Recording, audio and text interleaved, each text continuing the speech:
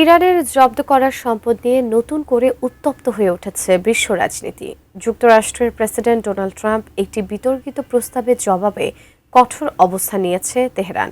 সাফ জানিয়ে দিয়েছে, ইরানের অর্থে হাত দিলে ব্যবহার করতে দেয়া হবে না গুরুত্বপূর্ণ সমুদ্রপথ হরমুজ প্রণালী। ইরানের রাষ্ট্রীয় বার্তা সংস্থা ইরনার বরাত দিয়ে বিস্তারিত জানাচ্ছেন শিহাব ইসলাম।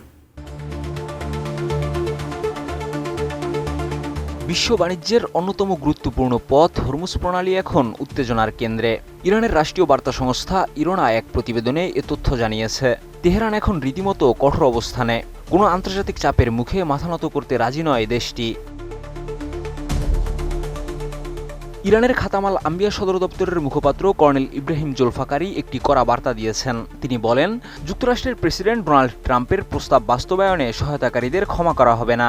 জব্দ করা সম্পদ নিয়ে কোনো দেশ বাড়াবাড়ি করলে পরিস্থিতি বদলে যাবে। ইরানের সশস্ত্র বাহিনী ওইসব জাহাজ চলাচলে বাধা দেবে। নতুন বাংলাদেশ গড়তে এলো জুলফিকার স্টিল। জুলফিকার স্টিল। সম্প্রতি ডোনাল্ড ট্রাম্প এক ঘোষণায় জানান, ইরানের বিরুদ্ধে যুদ্ধে ক্ষতিগ্রস্ত জাহাজগুলোর ক্ষতিপূরণ দেওয়া হবে। এই অর্থ আসবে বিভিন্ন দেশে ইরানের জব্দ করা তহবিল থেকে। তেহরানের পক্ষ থেকে এই পদক্ষেপকে পুরোপুরি অবৈধ বলা হয়েছে। জোলফাকারি মনে করেন, ট্রাম্পের এমন পরিকল্পনা আন্তর্জাতিক আইন লঙ্ঘন করে। ইরানি মুখপাত্র আরও জানান, অবৈধ পথে চলাচল করা জাহাজের ক্ষতিপূরণ তেহরানের অর্থ দিয়ে মেটানোর ফল ভালো হবে না। দক্ষিণ দিকের রুট ব্যবহার করে সীমাবদ্ধতা আনার পরিকল্পনা করছে দেশটির সেনাবাহিনী। সার্বভৌমত্ব রক্ষায় কোনো আপোষ করবে না ইরান সরকার।